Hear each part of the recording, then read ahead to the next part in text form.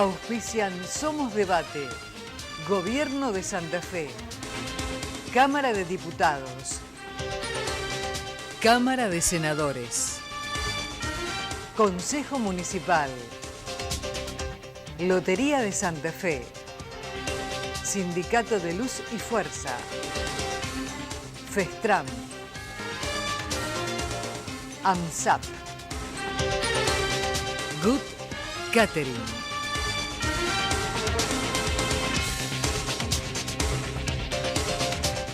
Señoras, señores, buenas noches. Bienvenidos a Somos Debate, nuestro encuentro de cada miércoles con todos los temas de actualidad. Esta es una semana que ha sido desde la actividad corta, hábil. Una semana hábil con 4 días nada más. Hemos dejado atrás un feriado el pasado lunes. Y una semana corta pero particularmente intensa. Intensa en varios ámbitos. Una semana que en el ámbito de la economía mantiene en vilo a las provincias, a los municipios, a las comunas. Una semana que desde la actividad económica en el plano nacional continúa dándole angustias a los argentinos, los aumentos de tarifa, los aumentos en los combustibles, los desequilibrios de la moneda. Bueno, todo esto ha generado un combo complejo de resolver, sobre todo en las provincias como Santa Fe, con una extensión enorme, con una realidad en la cual muchos municipios y comunas están ejecutando un presupuesto que de golpe, de repente, ha sido, podríamos decir, suspendido en cuanto a los ingresos de recursos. Y bueno, y de todo esto vamos a hablar, pero vamos a hablar también de la situación de inseguridad que se vive, por sobre todas las cosas en el sur de la provincia. Vamos a hablar de la cuestión de la reforma constitucional, que tiene capítulos por delante. Está Carlos Delfrade esta noche con nosotros, diputado provincial, colega, amigo. Carlitos, buenas noches, ¿cómo estamos? Muy bien. Gracias por venir. Acá. Bueno, es un gran gusto recibirte para hablar de todos estos temas. Bueno, recién, antes de empezar el programa, fuera de cámara charlábamos, ¿no? Has tomado contacto con presidentes comunales, con intendentes, una coyuntura bastante compleja, un panorama bastante serio, presupuestos que estaban en ejecución con obras que estaban en marcha y de repente se suspenden. Sí, ya venían a principio de junio de este año, comenzó a notarse que había menos monto en la coparticipación incluso que recibían del gobierno de la provincia de Santa Fe. Esto me contaba el intendente de Capitán Bermúdez, Daniel Sinali, me lo contaba muy preocupado, a lo cual hay que agregarle ahora la enorme preocupación de lo que vos decís, este gobierno de salvajes unitarios, usando la metáfora del siglo XIX, que concentra y extranjeriza la riqueza desde Buenos Aires y que para eso tiene que asfixiar a las provincias tal como lo pide el Fondo Monetario Internacional. El recorte del Fondo Sojero forma parte de todas estas cuestiones, de una matriz que se hace por sobre todas las cosas para recaudar, para pagarle el crédito al Fondo Monetario, y las comunas y los municipios que están realmente muy mal y que le van a exigir al gobernador de la provincia en distintos tonos que abandone el pacto fiscal porque eso ata más a la provincia de Santa Fe con respecto a lo que viene con las negociaciones que está haciendo el gobierno nacional, especialmente con los bancos extranjeros. Y este es un problema político muy hondo, muy profundo, porque a diferencia de otras provincias, la provincia de Santa Fe es una provincia rica de verdad. Y ordenada económicamente. Tiene un Producto Bruto Geográfico de 638.000 millones de pesos. Es muchísimo dinero. Cuando vos te metes en los datos del Instituto Provincial de Estadística y Censo, que nosotros siempre consultamos, el monto de dinero que genera aproximadamente 1,5 millones de personas en condiciones de trabajar por encima de 18 años en la provincia de Santa Fe es enorme. Además, por lo que significa el clima, la diversidad, todo lo que cada uno de los 19 departamentos puede aportar. Pero el presupuesto es de 191.000 millones de pesos para este año 2018 y ahí comienza la gran traba que tiene que ver con lo político. ¿Por qué no alguna vez una reforma impositiva para que paguen los que nunca pagan, que son los que más tienen hoy en la provincia de Santa Fe, como por ejemplo 20 empresas exportadoras que el año pasado facturaron por arriba de 430.000 millones de pesos? Si le cobráramos el 5%, solamente el 5% de ingresos brutos, tendrías hoy 22.000 millones de pesos. 2.000 millones de pesos más que el segundo presupuesto de la provincia, que es la empresa provincial de la energía, que hay que seguir bancando dentro del Estado, que tiene que seguir siendo pública, pero que necesita, para bajarle la tarifa a la gente, que al gobierno nacional le paguemos como ellos nos quieren pagar a nosotros, en bonos, para ahorrar dinero constante y sonante y bajar de esa manera la tarifa para los usuarios, las familias, los pequeños comercios de las grandes ciudades, las pequeñas industrias, las pequeñas empresas. Eso es una cuestión política y de eso han hablado algunos intendentes y presidentes comunales. Claro, bueno, uno de los principales impactos se va a ver en la obra pública. Y cuando, Sí, claro. cuando hablamos del impacto en la obra pública, hablamos de obreros, de trabajadores de distintas áreas, ya sea de emprendimientos viales, de emprendimientos de vivienda, de emprendimientos de salud, de educación. O de gasoductos que se paralizan, como que van ha a su pasado.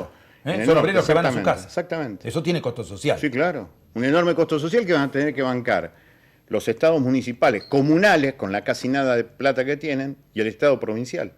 Por eso siempre decimos nosotros, cuando hay empresas privadas o incluso el gobierno nacional, como pasó la semana pasada en Fresno y Beltrán, que despide de un plumazo a 49 trabajadores, ese despido que se hace de forma artera, calculada, de forma alevosa, ¿no tiene que ser sancionado desde el Código Penal?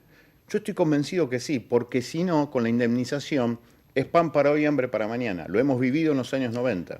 Carlos, se ha deslizado desde algunos ámbitos la posibilidad de elaborar un proyecto de ley que anule el decreto presidencial de necesidad y Sí, urgencia. claro. Una ley pasa por encima de un decreto. Un decreto nunca puede pasar por encima de una ley. Exactamente. Pero una ley puede pasar por encima de Y una ya hay ley. gobiernos que también van a ir a la Corte Suprema para decir que es absolutamente inconstitucional.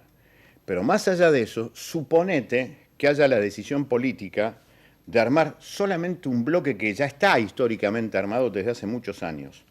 Gobierno de Entre Ríos, gobierno de Santa Fe, gobierno de Córdoba, juntos al gobierno nacional, para decirle, con esto vamos a un ahorcamiento de las economías familiares. Frente a esto, si ustedes no hacen algo, si no hay un subsidio, si no hay una quita en lo que nos cobran, por ejemplo, de la venta de la energía eléctrica que después pagamos todos, ¿a dónde quieren ir? Este es un problema para mí de índole política. ¿Cómo te plantás frente a un gobierno? Insisto con la metáfora porque la gente lo entiende, por lo que alguna vez aprendió en la escuela primaria y en la escuela secundaria. Este es un gobierno de fenomenales salvajes unitarios, de concentración y extranjerización de riquezas desde Buenos Aires a favor de bancos internacionales. Carlos, dejo un poquito el tema de la economía para entrar en un tema que te es muy familiar, porque has escrito sobre este tema, has hecho artículos periodísticos, has investigado esta cuestión y aún has conocido a los protagonistas personalmente, sí. ¿no? Ellos me conocen más a mí. Sí. Y sí, porque ellos te paran por la calle. El otro día me paró el jefe del clan Funes. Fue fuerte eso, que el tipo se identifique frente a vos, no lo conoce, ahí te das cuenta que uno está regalado. Bueno, ¿cómo sigue esto de las balaceras en Rosario? Esta actitud, yo diría, desafiante de estos grupos que obviamente son marginales, Sí. pues están al margen de la ley, Sí, sí. son marginales, Sí, que adoptan una actitud desafiante, es decir, le dicen al poder, aquí estamos, tiramos cuando queremos, contra quién queremos, dónde queremos y cómo queremos. Exactamente. Manejamos logística, tenemos vehículos, tenemos armas de guerra, tenemos munición, tenemos dinero. Y elegimos el momento. Bueno, entonces, ¿cómo es esto? Yo creo que hay un antecedente muy fuerte que nunca se le dio la importancia que tuvo.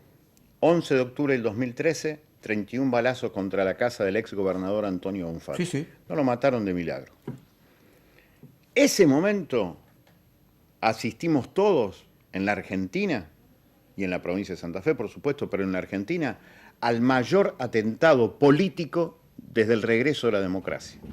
Se había atentado contra la vida del gobernador del segundo estado de la República Argentina. Y en aquel momento no se tomó esa dimensión política de lo que tenía. Pero había algo más. Para la provincia de Santa Fe, ese atentado marcaba que estas organizaciones mafiosas mandaban un mensaje político tremendo. Le decían algo al poder político de forma mafiosa. Las 14 balaceras que tuvimos del 29 de mayo hasta ahora es también un mensaje mafioso político que busca para los sectores judiciales y políticos una negociación, a mi entender, para tener una mejor estadía dentro de las cárceles y seguir manejando el negocio desde adentro. En los barrios se sigue matando y eso la gente lo sabe. Y ese es otro tema que hace a lo que significan los negocios impunes de estas mafias. Vos sabés que uno, cuando analiza todo este tema, uno no puede entender, o no puede terminar de entender como en la Argentina, no hay una decisión de avanzar sobre esto. ¿Por qué? Hoy charlamos, antes de ir al aire, decíamos, en la Argentina existe la FIP. La FIP controla absolutamente todos y cada uno de los movimientos de nosotros. Sí. Movimientos contables, movimientos económicos, movimientos de cuentas bancarias, movimientos de tarjetas de crédito, movimientos de compra, bueno, saben todo. Un entrecruzamiento de datos entre el Poder Judicial, la investigación policial, la investigación económica, no puede permitir avanzar para poder desmantelar estos grupos y darle un poquito de seguridad a gente que vive aterrorizada. En el Gran Rosario. En el Gran Rosario se mata. Hay datos de la FIP que no quieren ser revelados. Hay datos que la FIP no comparte con las provincias, ni siquiera con el Poder Judicial. Y ahí tenés una primera gran complicidad. Primera gran complicidad. Nosotros tenemos desde hace 16 años lo que se denomina el sistema que nos impuso un organismo internacional que se llama Gafi. Por el Gafi vos tenés que hacer investigaciones sí o sí de lavado de dinero vinculado al narcotráfico. En la Argentina hay solamente 17 causas de lavado de dinero por narcotráfico. En la provincia de Santa Fe, una, que se denomina la mega causa en la ciudad de Rosario, que se dejó de lado por otro lado. Entonces, si vos no estudiás el corazón del negocio, que es el flujo de dinero, lo que van cambiando son los títeres, los que van cambiando son los jugadores. El juego de los titiriteros sigue absolutamente impune. Uno a veces se pregunta, ¿no? Si no se sabe, si no se quiere o si no se puede. Evidentemente, poderse se puede. Sí, Evidentemente, saber se sabe. Entonces, Sí. evidentemente, da la sensación de que desde la política no se quiere. Y seguro, yo estoy convencido de eso. Por lo menos desde los sectores de poder, hay ciertos sectores que deben saber más que otros, estoy convencido, porque hay gente buena en todos los lugares y hay gente mala en todos los lugares. Pero necesariamente hay un tema fundamental y que hay que exigírselo, que la gente le tiene que exigir a su dirigencia política. ¿Por qué se mata tanta gente en Santa Fe y en Rosario? Porque hay armas al alcance de la mano de chicas y chicos desesperados, que no tienen un laburo en el barrio desde hace años. Y le dicen esto, toma esto, como dijo la ministra Patricia Bullrich, por 2.500 pesos anda y tirá. 2.500 pesos. ¿Por qué hay tantas armas? ¿De dónde salen las armas? ¿Quién alimenta el mercado negro de armas? Lo que se denomina en la jerga los nidos de donde emergen las armas. Eso es bien concreto. Si nosotros juntáramos, no mucho, 20 causas en donde en la justicia provincial se sabe el origen clandestino de las armas, de dónde se fueron a buscar, en Santa Fe y Rosario, yo te podría asegurar que tendríamos por lo menos la posibilidad de desmantelar a la cuarta parte seguro de las armas que llegan con facilidad a cualquier barrio de Santa Fe, a cualquier barrio de Rosario. Ni eso se quiere hacer. Carlos, me persigue el reloj, ¿no? No, Pero seguro. No me puedo escapar de un tema que en la provincia de Santa Fe es actual desde hace mucho tiempo. Sí. Yo creo que los últimos 5 gobernadores que tuvimos en la provincia de Santa Fe hablaron de este tema. Y bueno, y este gobernador es el que más avanzó en el tema. Estamos hablando de la reforma constitucional. Esta semana no hay sesión en diputados, la que viene sí, va a haber dos. Va a haber una extraordinaria, a las 10 de la mañana, el miércoles 29. Y va a haber una sesión por la tarde sigue, ordinaria. Sí. Y, ¿cómo ves este tema de la reforma constitucional que viene meneado, que viene con varios proyectos? ¿Qué es lo que va a pasar? Uno de ellos es nuestro. A ver, uno de ellos es ¿no? nuestro, sí. Con Mercedes y con Rubén y Giustiniani. con Rubén Giustiniani. Sí, lo que nosotros decimos que una reforma en serio es una reforma total. Porque una reforma parcial, tal como lo plantea el Ejecutivo, termina siendo una reforma con el guión puesto desde la legislatura. Y entonces, por ejemplo, con este proyecto no podés discutir nada del Poder Judicial. El Poder Judicial termina siendo un mundo feudal en donde los señores feudales hacen lo que quieren. Y tenés jueces eternos que lo que más hacen es garantizar la impunidad y no generar justicia. No se discute la cuestión económica, esta que yo te decía al principio. ¿Cómo puede ser que no tengamos una reforma impositiva en serio en la provincia y que los que más tengan pongan, aunque sea un peso, en la provincia de Santa Fe? No se discute tierras en la provincia de Santa Fe. No se discute esta cuestión de cómo es la coparticipación, qué pasa con los bienes suntuarios. No se discute nada de eso, porque eso es la reforma parcial. Hay 2 artículos de ese objeto de ciencia ficción casi desconocido por los santafesinos que se llama Constitución Provincial, que es el 114 y el 115, en donde dice claramente: para que la reforma constitucional haga soberano a los constituyentes, tiene que ser total. Primer elemento, entonces, para empezar a cuestionar. Nos dijeron durante todo este tiempo que los constituyentes serán... Mentira. Frente a esta situación, ¿qué es lo que se busca? A mi entender, lo único que se busca es la reelección de la mejor figura que hoy tiene el gobierno provincial, que es el propio gobernador. Entonces, frente a esa situación, nosotros decimos que no. Nosotros queremos la reforma constitucional, total, y que se vote en las elecciones del año que viene con todos los cargos que tienen que ver con la cuestión provincial. Eso es lo que nosotros proponemos. ¿Van a dar quórum? Sí, claro. ¿Van a votar en contra? Sí, sí. Y vamos a dar los fundamentos. Y no se lo pierdan esos fundamentos. Porque más allá de que después los enormes, grandes medios de comunicación en la provincia no lo pongan, no se lo pierdan. Porque vamos a decir lo que para nosotros son mentiras del oficialismo y que le hacen mal a la gente en la provincia. Carlitos, un gran gusto recibirte, como siempre. Gracias por el libro. Por favor. Los monos, narcomenudeo y control social. Una maravilla, ¿no?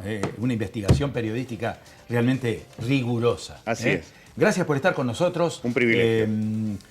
No va a faltar oportunidad para que nos volvamos a convocar, porque todos estos temas son interesantes. Son algunos de orden coyuntural, pero otros son de orden institucional, fundamentales para que la gente los conozca, para que los sepa y obviamente, para que haga su análisis. Totalmente. Cada ciudadano. Esa es la idea.